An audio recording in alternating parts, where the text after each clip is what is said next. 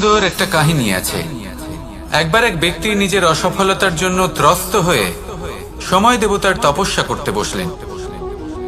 উনি তপস্যা করলেন এবং সময় দেবতা প্রসন্ন হলেন, মানুষের রূপ ধারণ করে ওনার সামনে প্রকট হলেন। এবার সেই ব্যক্তি ওনাকে জিজ্ঞেস করলেন যে কি এমন আছে যার জন্য আপনি বারবার জয়ী হন আর আমি চিরকাল পরাজিত হয়ে থাকি? কেন এত পরিশ্রম করা সত্ত্বেও আমি সাফল্য লাভ করতে পারি না? তখন সময় দেবতা উত্তর দিলেন যে দিন হোক বা রাত, ঝড় হোক বা ভূমিকম্প, রোদ হোক বা বৃষ্টি হোক, সময়ের সূত্রপাত হোক বা প্রলয়, আমি থামি না, আমি চলতেই থাকি। আর সেই জন্য যিনি থেমে যান তিনি পরাজিত হন আর আমি জয়ী হই। এটাই আমাদের শিখতে হবে। জীবনে সবসময় চলতে থাকুন, কখনো থামবেন না। হ্যাঁ, কিছুক্ষণের জন্য বিরতি নিতে পারেন, বিশ্রাম করার জন্য, নিজেকে আরো সশক্ত করে তোলার জন্য, কিন্তু থেমে যাবেন না। নিরন্তর কর্ম করতে থাকুন, পরিশ্রম করতে থাকুন, তবেই এই সংসার আপনাকে মনে রাখবে। আসুন আমার সাথে ভালোবেসে বলুন রাধা রাধা। আমাদের মধ্যে এমন অনেক মানুষ আছেন যারা বই পড়তে পছন্দ করেন, অনেক মানুষ আছেন যারা ভিন্ন ভিন্ন রকমের কাহিনী পড়েন। এবার পড়তে পড়তে মাঝে এমন একটা অধ্যায় অবশ্যই আসে যা আমাদের হৃদয় স্পর্শ করে যায়। আমরা হৃদয় যন্ত্রণা অনুভব করি, তাও আমরা সেই কাহিনী শেষ পর্যন্ত পড়ি এবং তখন আমরা বুঝতে পারি যে সেই যন্ত্রণাময় অধ্যায়টি কেন এসেছিল, তার থেকে আমরা কি শিক্ষা পেলাম এবং আমরা অবশেষে লক্ষ্যেও পৌঁছলাম। কিন্তু যদি সেই যন্ত্রণাদায়ক অধ্যায়টিতে আপনি থেমে যান, আপনি যদি এটা ভাবেন যে আমি আর পড়তে পারবো না, তাহলে আপনি জানতেও পারবেন না যে পরবর্তীতে কি হতে চলেছে। এই মন দুঃখে ভরে উঠবে, মনে প্রশ্ন আসতেই থাকে যার উত্তর আমরা পাই না, নিজেদের লক্ষ্য বুঝতেই পারি না। এইভাবেই আমাদের জীবনেও যদি এমন কিছু হয় যা অত্যন্ত দুঃখজনক, যদি এমন কোনো কঠিন অধ্যায় আপনার জীবনে আসে, থামবেন না। তাহলে আপনার জীবনের কাহিনীর একটি যন্ত্রণাদায়ক দুঃখজনক অধ্যায় মাত্র। শেষ পর্যন্ত এই কাহিনীতে টিকে থাকুন, কর্ম করতে থাকুন। আপনি বুঝতে পেরে যাবেন যে এই কঠিন পরিস্থিতি আপনার জীবনে কেন এসেছিল। আপনি শিক্ষাও লাভ করবেন এবং লক্ষ্যও লাভ করবেন। আসুন আমার সাথে ভালোবেসে বলুন রাধা রাধা। মানুষের জীবন বড়ই বিচিত্র হয়। যেই মুহূর্তে জন্ম নেয় একটা প্রতিস্পর্ধায় প্রবেশ করতে থাকে। মানুষ জন্ম নেয় আর প্রতিস্পর্ধা শুরু হয়ে যায় ভাই এবং বোনের মধ্যে সর্বশ্রেষ্ঠ হবার, সবার থেকে এগিয়ে থাকার। তারপরে সে যায় গুরুকুলে, নিজের বন্ধুদের মধ্যে সর্বশ্রেষ্ঠ হওয়ার প্রতিস্পর্ধা শুরু হয়। এবার সেখান থেকে বাইরে বেরিয়ে সংসার জীবনে প্রবেশ করে ধন উপার্জনের প্রতিস্পর্ধা শুরু হয়। তা সে যুদ্ধই হোক বা কলা হোক, এই প্রতিস্পর্ধা কখনোই আমাদের পিছু ছাড়ে না। তাই যদি প্রতিস্পর্ধা করতেই হয়, তাহলে আমরা মানুষকে সাহায্য করার প্রতিস্পর্ধা কেন করব না? এমন এক প্রতিস্পর্ধা যাতে যে কেউ জিতুক বা যে কেউ হারুক না কেন, লাভ সকলের হবে। সকলের মধ্যে প্রেম বিতরণ করতে থাকুন, এইভাবেই আনন্দ বিতরণ করতে থাকুন। আর আমার সাথে ভালোবেসে বলুন রাধা রাধা। এবার এই পুরুষার্থের বিষয়ে আপনারা অবশ্যই শুনেছেন, মোক্ষ, চতুর্থ পুরুষার্থ। আপনারা কি জানেন এই মোক্ষ আসলে কি? ধর্ম, অর্থ, কামনার পালন করতে করতে মৃত্যু লাভ করা, এটাই কি মোক্ষ? না, মোক্ষ হলো সেটাই যা জন্ম এবং মৃত্যুর ঊর্ধ্বে। প্রত্যেক ব্যক্তি, প্রত্যেক জীবই সংসারে কোনো না কোনো বিশেষ প্রয়োজনে আসে। ধর্মপথে, সৎপথে অর্থ উপার্জন করা, প্রয়োজনকে পূর্ণ করার চেষ্টা করতে করতে সেই প্রয়োজনকে পূর্ণ করা তাকে মুক্তির পথে নিয়ে যায়, যা হলো মোক্ষ। যদি এই মোক্ষ লাভ না হয়, তাহলে মানুষ জন্ম এবং মৃত্যুর এই চক্রে বারবার ফিরে আসবে। তাই নিঃস্বার্থভাবে সদ্ভাব নিয়ে কর্ম করুন, সকলকে ভালোবাসুন, আর আমার সাথে বলুন রাধা রাধা। বস্ত্র আমাদের সকলের প্রিয়, এটা আমাদের জীবনযাপনের জন্য প্রয়োজনীয়। আমরা সবসময় চেষ্টা করি সেই বস্ত্র পরতে যা পরলে আমাদের দেখতে ভালো লাগে। কিন্তু কখনো এই কথা ভেবে দেখেছেন যে কিছু বস্ত্র যদি স্বচ্ছ হয় তাহলে তা পুরনো হলেও দেখতে ভালো লাগে। ঠিক তেমনি যেমন কোনো খাবার যদি মশলাদার না হয়, অত্যন্ত সুস্বাদু নাও হয়, কিন্তু যদি তা গরম হয়, টাটকা হয়, তাহলে খেতে ভালোই লাগে। ঠিক সেইভাবেই যদি কোনো ব্যক্তি সুন্দর নাও হয় কিন্তু তার কথা খুবই মধুর হয়, তাহলে সেই ব্যক্তি সকলের প্রিয় হয়। কোনো ব্যক্তি যদি ধনবান নাও হন কিন্তু তিনি যদি গুণী হন, তাহলে এই সংসারে সম্মান লাভ করেন। সেই জন্য কখনো এই বিষয়ে দুঃখ পাবেন না যে আপনার কাছে ভৌতিক স্বাচ্ছন্দ্য নেই। আপনার কাছে সব থেকে বড় বস্তু, সব থেকে মূল্যবান বস্তু যেটা আছে সেটা হলো আপনার আত্মা, আপনার মন, আপনার বিচারধারা, আপনার গুণ, আপনার কথা। এগুলো সবসময় শুভ রাখুন এবং সবসময় নিজের সাথে রাখুন। এই জীবন সফল হবে এবং প্রেমময় হয়ে বলে উঠবে, রাধা রাধা। সমুদ্র মন্থনের সময় দুই ধরনের রত্ন লাভ করা হয়েছিল। প্রথম হলাহল, যার প্রভাব থেকে এই সমস্ত সংসারের জীবের প্রাণ বাঁচানোর জন্য মহাদেব তাকে নিজের কণ্ঠে ধারণ করে নিয়েছিলেন। আর দ্বিতীয় অমৃত, যেটা কিঞ্চিত পরিমাণ মাত্রায় পাওয়া গেছিল। কখনো কখনো জীবনে এমন কোনো বস্তু যা আপনি প্রয়োজনের থেকেও অনেক বেশি মাত্রায় ভোগের জন্য লাভ করে থাকেন, তা আপনার জন্য বিষ প্রমাণিত হতে পারে। যেমন জল, প্রয়োজনের থেকে অনেক বেশি মাত্রায় যদি এই জল আসে তাহলে আপনার প্রাণ কাটতে পারে, কিন্তু পরিশ্রমের পরে এক পাত্র শীতল জল দ্বারা আপনি যদি স্নান করে নেন তাহলে তা আপনার শরীরের জন্য অমৃত হবে।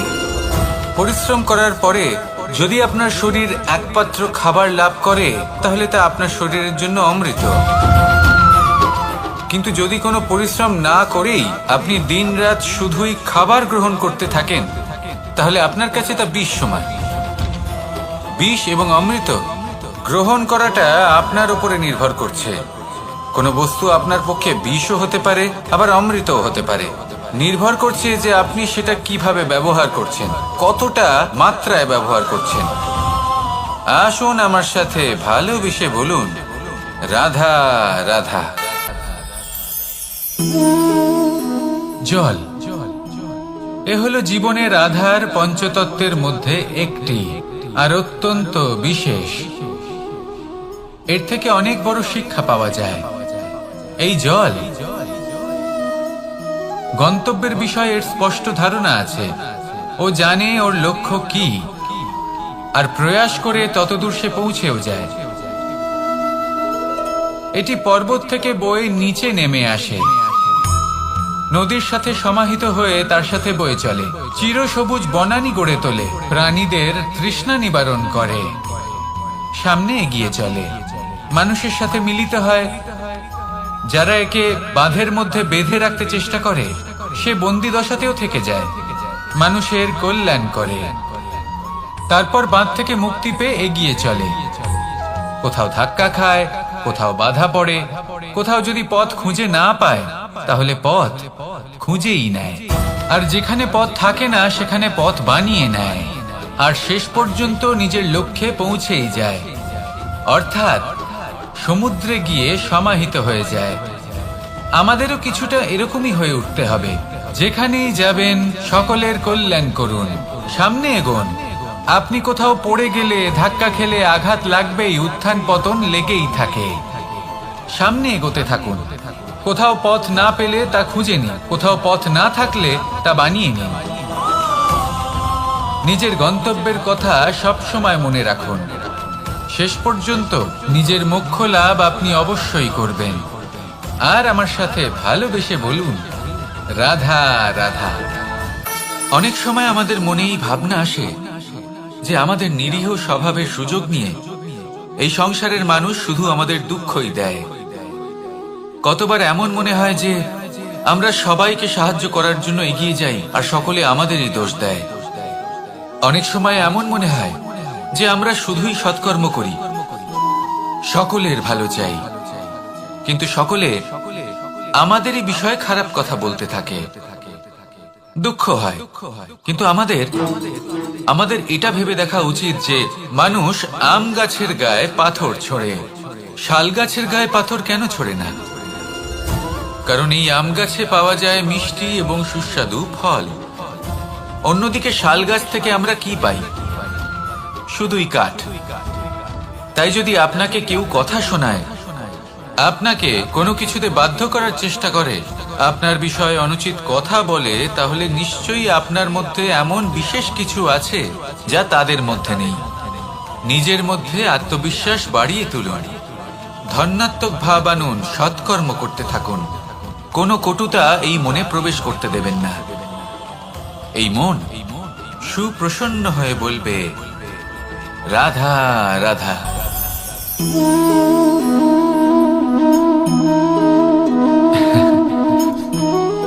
ঘুমের মধ্যে আমরা বিভিন্ন ধরনের স্বপ্ন দেখি, কিছু সুখের, কিছু দুঃখের, কিছু অত্যন্ত ভয়ানক।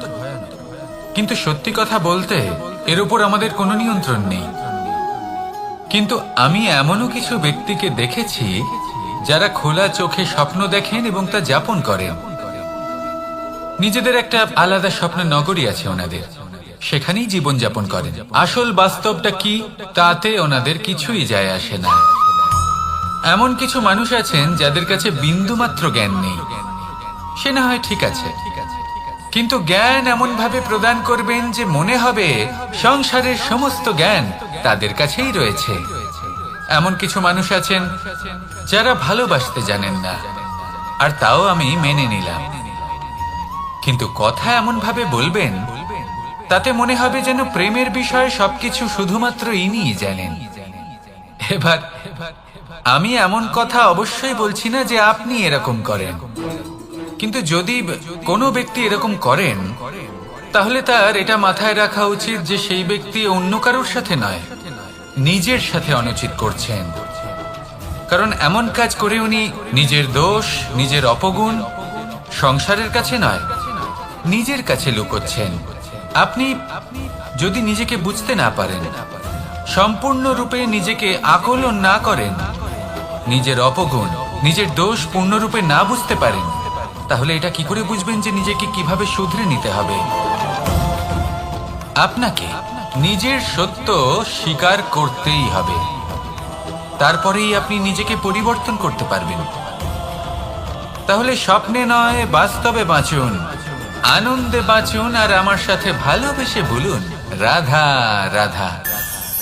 ইচ্ছে বড়ই বিচিত্র জিনিস। এই ইচ্ছে যদি তা পূর্ণ না হয় তাহলে তা ক্রোধকে জন্ম দেয়, যদি তা পূর্ণ হয় তাহলে লোভকে জন্ম দেয়, যদি সময়ের মধ্যে পূর্ণ না হয় তাহলে শোককে জন্ম দেয়, আর যদি সময়ের পূর্বেই পূর্ণ হয়ে যায় তাহলে অহংকারকে জন্ম দেয়।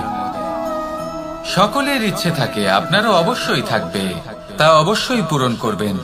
কিন্তু একটা কথা মনে রাখবেন, আপনার এই জীবন এটা কোনোভাবেই আপনার ইচ্ছে পূরণ করার মাধ্যম নয়।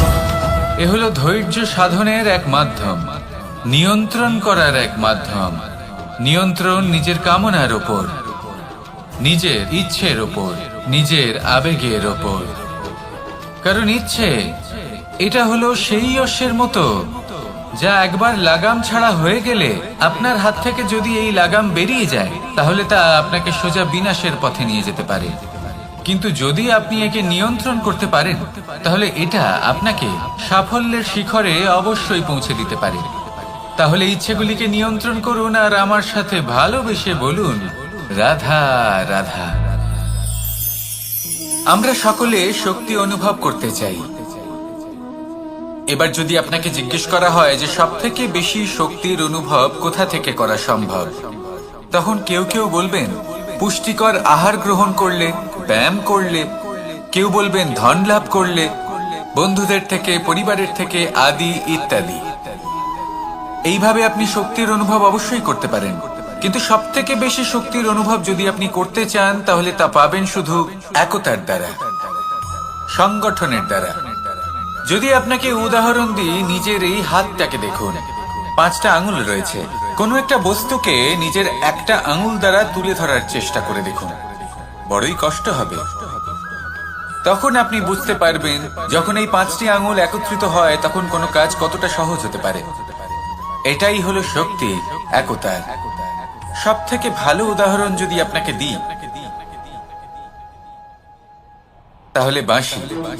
এই বাঁশি থেকে অত্যন্ত মধুর সুর নির্গত হয় যা সবার মন প্রসন্ন করে দেয়। এই কথা সত্যি, কিন্তু এই বাঁশি আমি একটা বা দুটো আঙুল দিয়ে বাজাতে পারবো না। আমাকে প্রত্যেকটা আঙুল ব্যবহার করতেই হবে, তবেই এর থেকে মধুর সুর নির্গত হবে যা সকলকে প্রসন্ন করবে, ঠিক কিনা? ঠিক এইভাবেই যদি আপনি চান যে আপনার জীবনরূপী বাঁশি থেকেও মধুর সুর নির্গত হোক বা সবার মনকে প্রসন্ন করে তুলুক, তাহলে আপনাকেও জীবনে একতা নিয়ে আসতেই হবে। আপনি একাও কর্ম করতে পারেন, পথ চলতেও পারেন, সামনেও এগোতে পারেন, সাফল্যও লাভ করতে পারেন। কিন্তু যখন সকলে একসাথে এগোবেন, সেই পথে চলবেন, সেই কর্মই করবেন, তখন লক্ষ্যে অবশ্যই পৌঁছবেন, সাফল্য অবশ্যই লাভ করবেন। কিন্তু সেই সাফল্য এবং তার আনন্দর সংমিশ্রণটাই একটু অন্যরকম হবে। তাই জীবনে ঐক্যবদ্ধ হন, একসাথে মিলে এগোতে থাকুন, আর আমার সাথে ভালোবেসে বলুন রাধা রাধা। আপনি কি ওই মাকড়সার জাল দেখতে পাচ্ছেন? মাকড়সারা ভীষণ পরিশ্রম করে এটা তৈরি করে, নিজের শরীরের রস দিয়ে এই জাল বোনে। আপনি কি এটার উদ্দেশ্য জানেন? আসলে মাকড়সা এই জালে ছোট কীটপতঙ্গ ধরে তাদেরকে খাদ্যরূপে গ্রহণ করে। কিন্তু আপনি কি এই কথা জানেন যে একদিন মাকড়সা নিজেই নিজের জালে জড়িয়ে মৃত্যুবরণ করে থাকে? বলুন কি করেন আপনি এই জাল দেখতে পেলে? দেখতে পেলেই মুছে ফেলেন এর অস্তিত্ব, তাই না? তেমনি অন্যদিকে পাখির বাসা, পাখিরাও ভীষণ পরিশ্রম করে এটা তৈরি করে। কিন্তু যদি পাখি একদিন এটা ছেড়ে চলে যায়, তাহলেও লোকে এটা নষ্ট করে দেয় না। কারণটা কি? এর কারণ হলো এর নির্মাণ জীবন সঞ্চারের জন্য করা হয়েছিল, নষ্ট করার জন্য নয়। তাই মনে রাখবেন, জীবনে আপনার পরিশ্রম যতই বেশি হোক না কেন, যদি আপনার লক্ষ্য শুভ না হয়, তাহলে আপনারও বিনাশ নিশ্চিত। তাই সৃজন করতেই থাকুন আর মুগ্ধ হয়ে বলুন রাধা রাধা।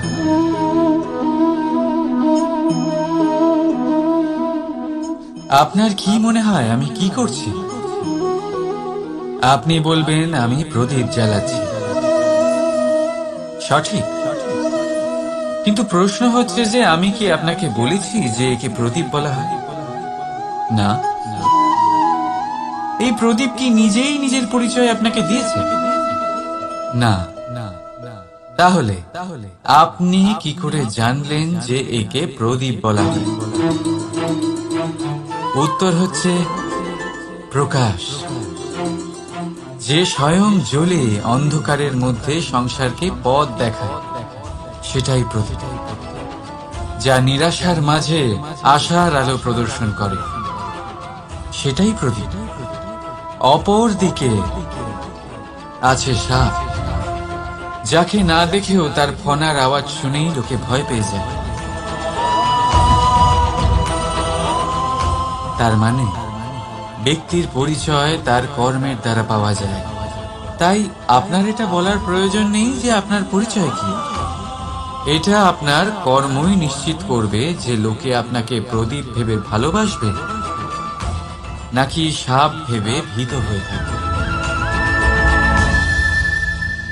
রাধা রাধা। সময় কত বিচিত্র হয়। সময় আমাদের পক্ষে থাকলে আমরা নিজেদের রাজা মনে করে নিই, আর সেই সময় যদি বিপক্ষে চলে যায় তাহলে নিঃস্ব হতে সময় লাগে না। তাই মানুষের একটা অভ্যেস আছে, খারাপ সময়ের জন্য কিছু সঞ্চয় করা। আত্মীয়, বন্ধু খারাপ সময় পাশ থেকে সরে যায়। যশ, মান প্রতিকূল সময় চিরস্থায়ী হয় না। তাই মানুষ মনে করে অর্থ সঞ্চয় করাই শ্রেয়। অর্থের কোনো হৃদয় নেই যা সময়ের সাথে পরিবর্তিত হবে। সংসার বলে সর্বদা অর্থ সঞ্চয় করতে থাকুন। খারাপ সময় অবশ্যই কাজে লাগবে, কিন্তু আমি বলবো শুভ কর্ম করতে থাকুন, আনন্দে থাকুন, নিজের ওপর আর ঈশ্বরের ওপরে বিশ্বাস রাখুন। খারাপ সময় কখনো আসবেই না। রাধা রাধা।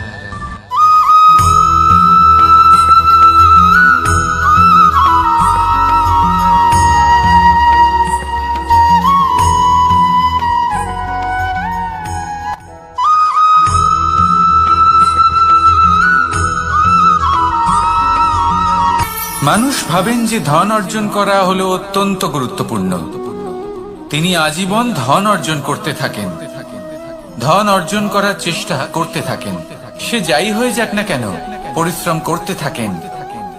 স্বাস্থ্যের দিকে নজর দেন না, না উচিত সময় খাবার খান, না উচিত সময় ঘুমোতে যান, না পর্যাপ্ত সময় পর্যন্ত ঘুমন, কিছুই না। ধন অর্জন করতেই থাকেন, করতেই থাকেন।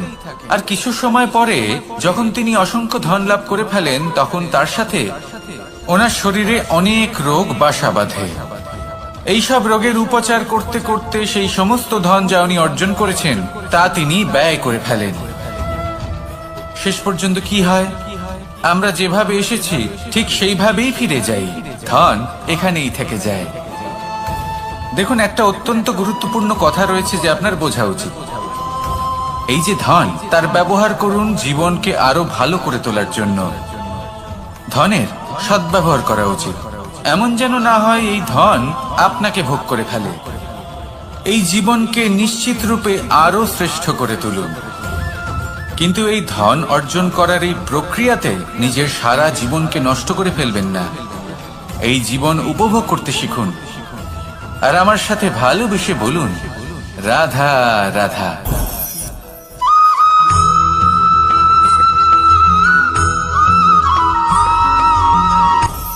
আপনি কখনো পর্বতের শিখরে উঠেছেন? আপনি দেখতে পাবেন পর্বতের পদতলে প্রচুর সুন্দর ফুল রয়েছে, সবুজ বনানী রয়েছে। যত আপনি ওপরে উঠতে থাকবেন তত ফুল কমতে থাকবে, সবুজ বনানী কমতে থাকবে। আরো কিছুটা ওপরে উঠলে কাঁটা জাতীয় গাছ দেখতে পাবেন, শুকনো গাছ দেখতে পাবেন। আরো যদি ওপরে ওঠেন তাহলে পাষাণ দেখতে পাবেন। আরো উপরে উঠলে হিমখণ্ড দেখতে পাবেন। এই যে পর্বত, তা মনুষ্য জীবনের সব থেকে উত্তম উদাহরণ। মানুষ যখন সাফল্যের শিখরে পৌঁছতে চান, মহানুভবতার শিখরে পৌঁছতে চান, পথে যত আস্তে আস্তে উপরে উঠতে থাকেন ততই ভৌতিক বস্তু তার থেকে বিচ্ছিন্ন হতে থাকে। যদি তিনি সেই ভৌতিক বস্তুগুলি ত্যাগ না করতে পারেন তাহলে কখনোই সেই স্থানে পৌঁছতে পারবেন না। আর মানুষ যদি উচিত ত্যাগ করতে পারেন, পথে অগ্রসর হতে থাকেন, এগোতে থাকেন, তাহলে একদিন না একদিন তিনি মহানুভবতার, জ্ঞানের, সাফল্যের হিমের স্বাদ অবশ্যই লাভ করবেন।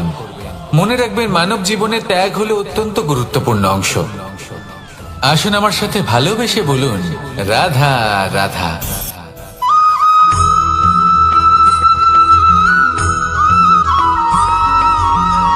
কেউ বলে জীবন খুব ক্ষণস্থায়ী, কেউ বলে জীবন হলো একটা সুন্দর স্বপ্নের মতো, আবার কেউ বলবে জীবন হলো এক কঠোর সত্য। কিন্তু জীবন আসলে কি? জীবন হলো আপনারই প্রতিবিম্ব, একটা দর্পণ। অর্থাৎ আপনি জীবনকে সেইভাবেই পাবেন যেরকম আপনি নিজেকে প্রতিপন্ন করবেন। যদি আপনি দর্পণের দিকে তাকিয়ে হাসেন, তাহলে আপনি সামনে হাসি মুখী দেখতে পাবেন। এবার যদি আপনি গম্ভীর হয়ে থাকেন, তাহলে আপনি একজন রুষ্ট ব্যক্তি দেখতে পাবেন। শেষে সবথেকে বেশি গুরুত্বপূর্ণ হলো আপনার চেষ্টা। আপনাকে সবসময় চেষ্টা করতে হবে যাতে আপনি নিজেকে প্রসন্ন এবং ইতিবাচক মনোভাবে রাখেন। এটা হলো আপনারই উত্তরদায়িত্ব, তাকে পালন করুন। এই মনকে প্রসন্ন রাখুন, এই সংসারকে সুন্দর বলে মনে হবে। আর এই মন প্রসন্ন হয়ে বলবে রাধা রাধা।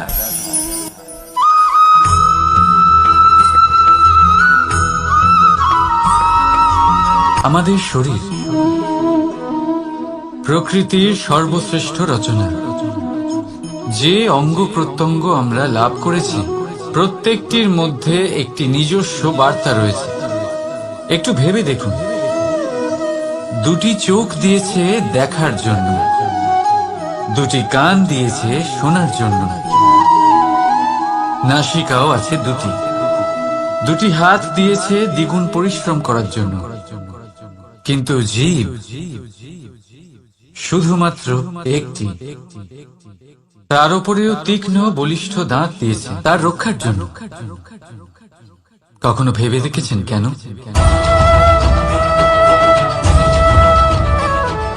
কারণ শব্দ আর শব্দের প্রয়োগ মানুষের সবচেয়ে বড় অস্ত্র, যার প্রয়োগ যত ভেবেচিন্তে করা যায় মানুষ তার জীবনে ততটাই উপরে উঠতে পারে। তাহলে মনে রাখুন, দেখুন, শুনুন আর বুঝুন বেশি, বলুন কম। রাধা রাধা।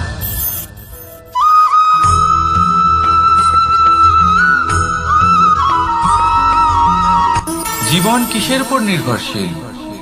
ধনের উপর? বৈভবের অনুভব যদি আপনি করতে চান তাহলে তা পাবেন শুধু একতার দ্বারা, সংগঠনের দ্বারা। যদি আপনাকে উদাহরণ দিই, নিজের এই হাতটাকে দেখুন, 5টা আঙুল রয়েছে। কোনো একটা বস্তুকে নিজের একটা আঙুল দ্বারা তুলে ধরার চেষ্টা করে দেখুন, বড়ই কষ্ট হবে।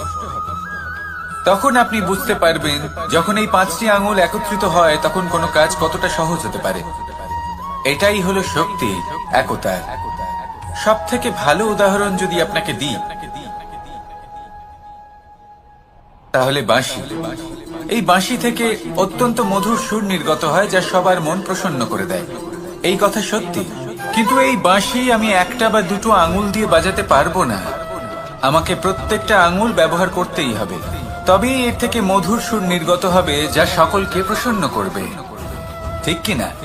ঠিক এইভাবেই যদি আপনি চান যে আপনার জীবনরূপী বাঁশি থেকেও মধুর সুর নির্গত হোক বা সবার মনকে প্রসন্ন করে তুলুক, তাহলে আপনাকেও জীবনে একতা নিয়ে আসতেই হবে। আপনি একাও কর্ম করতে পারেন, পথ চলতেও পারেন, সামনেও এগোতে পারেন, সাফল্যও লাভ করতে পারেন। কিন্তু যখন সকলে একসাথে এগোবেন, সেই পথে চলবেন, সেই কর্মই করবেন, তখন লক্ষ্যে অবশ্যই পৌঁছবেন, সাফল্য অবশ্যই লাভ করবেন। কিন্তু সেই সাফল্য এবং তার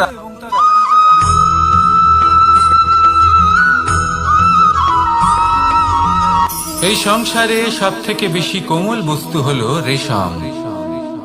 এই রেশম এতটাই কোমল হয় যে এর পুরো একটা থান শুধুমাত্র একটা হাতে ধরা সম্ভব।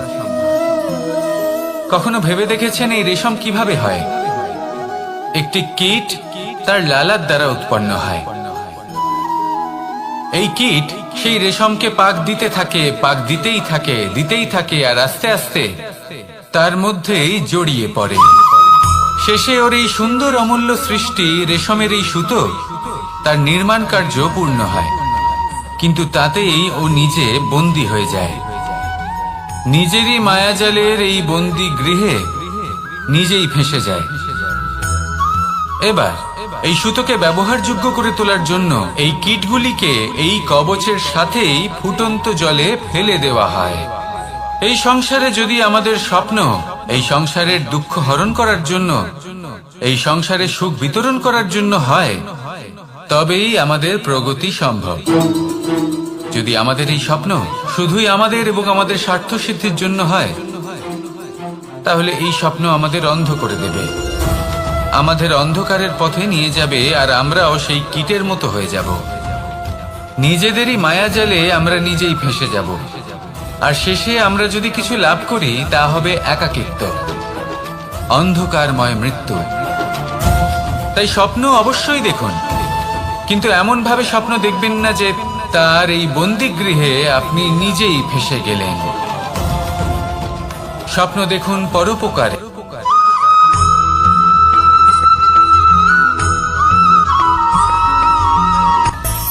মানুষের মধ্যে একটা বিচিত্র প্রবৃত্তি থাকে, অন্য সকলের বিষয়ে, তাদের জীবনের বিষয়ে, তাদের ব্যক্তিত্বের বিষয়ে, তাদের ভবিষ্যতের বিষয়ে অনুমান করা, এটা হলো অনুচিত।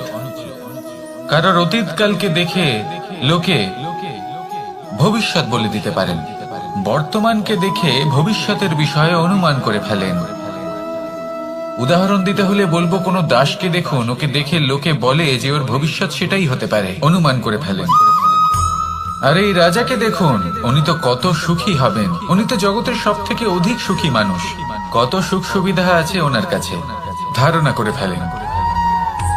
তবে সত্য তো এটাই যে কারোর ব্যক্তিত্বের বিষয়ে, তাদের ভবিষ্যতের বিষয়ে আপনি পূর্ণ সত্য কখনোই বলতে পারবেন না, শুধু অনুমান করতে পারবেন। আর এই অনুমান করে সত্যি কোনো লাভ হয় না, কারণ এই কাল সেটা হলো অত্যন্ত শক্তিশালী। কালো থেকে কালোতর কয়লাকেও হিরেতে পরিণত করতে পারে, অনেক বড় বড় রাজাকেও বিদূষক বানিয়ে ফেলতে পারে এক মুহূর্তেই। তাহলে আপনি অনুমান করে কি লাভ? কি পেলেন অনুমান করে? সেই জন্য কারোর বিষয়ে কোনো অনুমান করবেন না, তার ভবিষ্যতের বিষয়ে অনুমান করতে যাবেন না, কারোর বিষয়ে কোনো ধারণা করে নেবেন না। কিছু করতে হলে ভালোবাসুন, সবার মধ্যে ভালোবাসা ছড়ান, সবার মধ্যে ধন্যাত্মক ভাব ছড়ান। এই মন প্রসন্ন হয়ে বলবে, রাধা রাধা।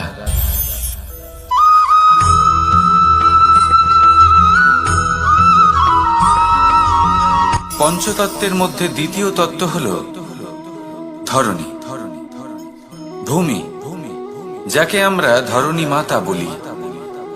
এই ধরণী ধৈর্য ধারণ করে, আর এর উপরেই আমাদের সমগ্র সংসার নির্ভরশীল। কারণ এই ভূমি সহ্য ক্ষমতা রাখে, এর সহ্য ক্ষমতা হলো অপরিসীম।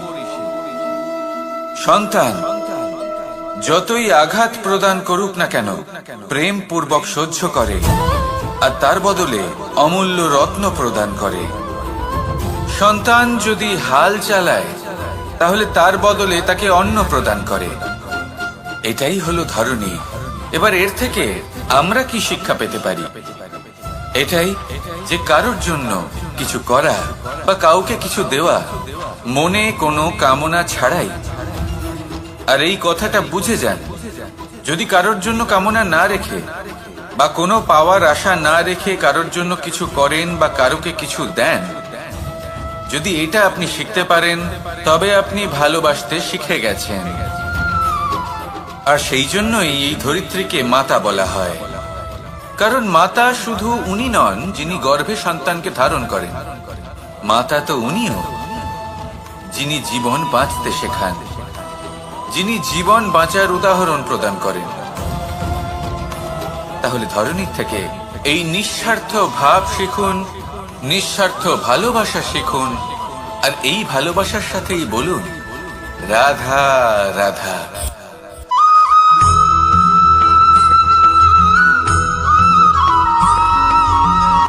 সংসারে আমাদের জীবনে যখন কোনো সুখ বা দুঃখ আসে, তার জন্য আমরা কাউকে না কাউকে অবশ্যই দায়ী করে থাকি, তাই না?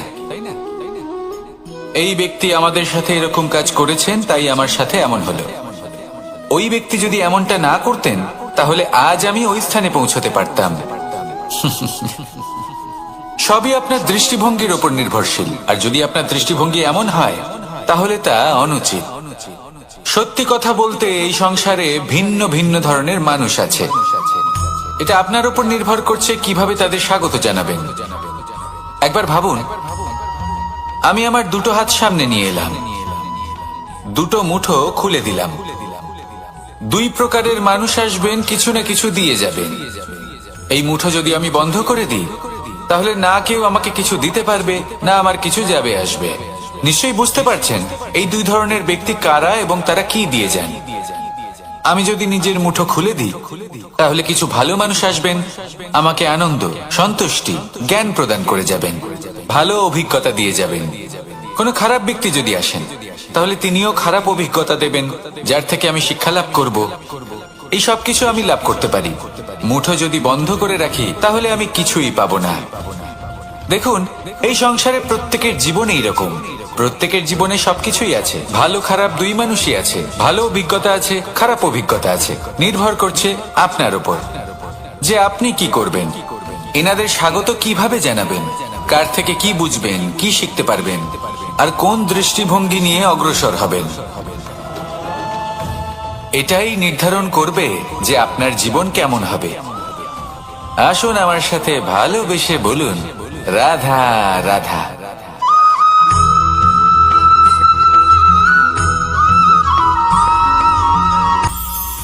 এটা হলো ধান গাছ। এর থেকে যে চাল উৎপন্ন হয় তা মানুষ গ্রহণ করে। আর এটা কি? এ হলো জংলি ঘাস। একবার ভেবে দেখুন, যদি এই জংলি ঘাস ধান গাছের আশেপাশে থাকে তাহলে কি হবে? ধান উৎপন্ন হতে পারবে? তা উৎকৃষ্ট হতে পারবে? আমরা কি তা গ্রহণ করতে পারবো? কখনোই নয়। এই জংলি ঘাস ধানকে নষ্ট করে দেবে, কিন্তু নিজে জীবিত থাকবে। এটাই হলো আজকের শিক্ষা। এই সংসারে যদি আপনি নীতির পথে চলতে চান, উচিত কর্ম করতে চান, সংসারকে সেবা করতে চান, তাহলে জংলি ঘাসের মতো ব্যক্তিদের থেকে সবসময় দূরে থাকতে হবে। সেই ব্যক্তি যারা দুর্নীতি এবং মিথ্যা দ্বারা পরিপূর্ণ, যাদের ব্যবহার অশুভ, যাদের অনেক অশুভ গুণ রয়েছে, তারা সঠিক নয়। সেই সকল ব্যক্তি যাদের চরিত্র অত্যন্ত দুষ্ট হয়, তারা হয় শুভ চরিত্রের ব্যক্তিকে একদম নষ্ট করে দেয়, নয় নিজের মতো বানিয়ে তোলে। তাই যদি আপনি নীতির পথে চলতে চান, এই সংসারের জন্য শুভ কর্ম করতে চান, তাহলে সেই সঙ্গ লাভ করুন যে সঙ্গ জ্ঞানে পরিপূর্ণ, যাদের মধ্যে অনেক গুণ আছে, যাদের থেকে প্রতিদিন কিছু শিখতে পারবেন। এমন ব্যক্তির সাথে জীবন অতিবাহিত করুন। দুরাচারীদের থেকে দূরে থাকুন। তবেই এই মন প্রসন্ন হয়ে বলবে, রাধা রাধা।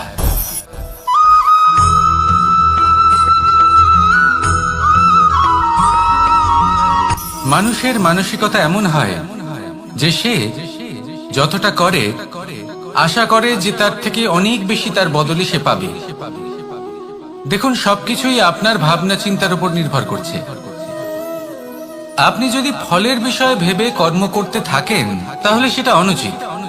জীবনের আসল আনন্দ হলো নিজের কর্ম করতে থাকা, ফলের চিন্তা করা উচিত নয়। যদি আপনি এরকম ভাবেন যে আমি এতটা করছি, আমার এতটা পাওয়া উচিত, সেই ভাবনা অনুচিত। যদি আপনি সেবার মানসিকতা নিয়ে কর্ম করতে থাকেন, কর্মচক্রে প্রবাহিত হন, যদি আপনি এমন ভাবনা রাখেন যে আমি এতটা পাচ্ছি তাই এর থেকে অনেক বেশি আমি কর্ম করব, তাহলে নিশ্চিত রূপে আপনি যতটা করছেন তার থেকে অনেক বেশি আপনি পাবেন। আপনার আশার থেকে অনেক বেশি আপনি পাবেন। শুধু জীবনে অনেক বেশি কাজ করতে থাকুন, ফলের চিন্তা করবেন না। আর মনে রাখবেন, এই ভাবনাই সব থেকে বড় বীজ। কর্মের উপর বিশ্বাস রাখুন। জীবনে যা যা আপনি চান সবই সুখময় হবে। আসুন আর আমার সাথে ভালোবেসে বলুন, রাধা রাধা।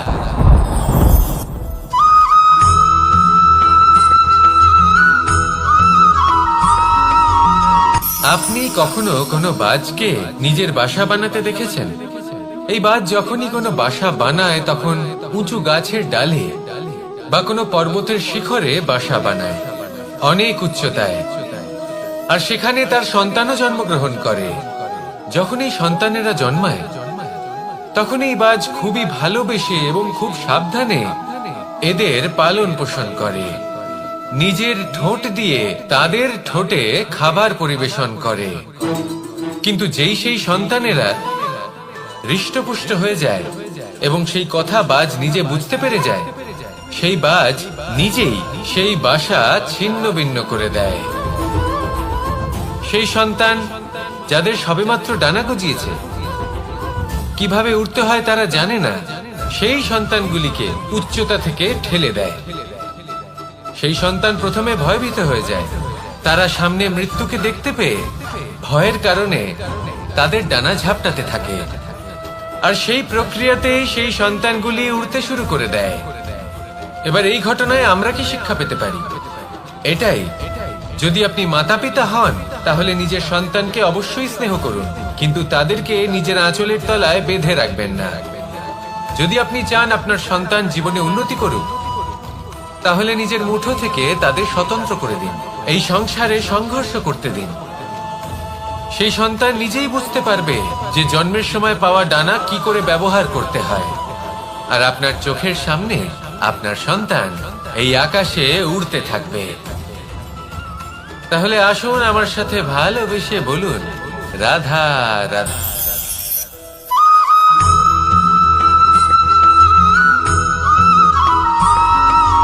বসন্ত ঋতু, এই সময় মন আনন্দে ভরে থাকে। এমন মনে হয় যেন আমরা আকাশে বিচরণ করতে চলে যাই, কিন্তু সেটা তো সম্ভব নয়। সেই জন্য হয়তো আমরা ঘুড়ি ওড়াই, এই ঘুড়িকে নিজেদের প্রতিরূপ মনে করে। এবার অনেক মানুষ আছেন যারা ঘুড়ি ওড়ান, কিন্তু এই কর্মের সারমর্ম কি সেটা কজন বুঝতে পারেন? আপনি এটা মনে করুন যে আপনি হলেন সেই ঘুড়ি, আর এই সুতো যিনি ধরে রয়েছেন তিনি হলেন পরমাত্মা।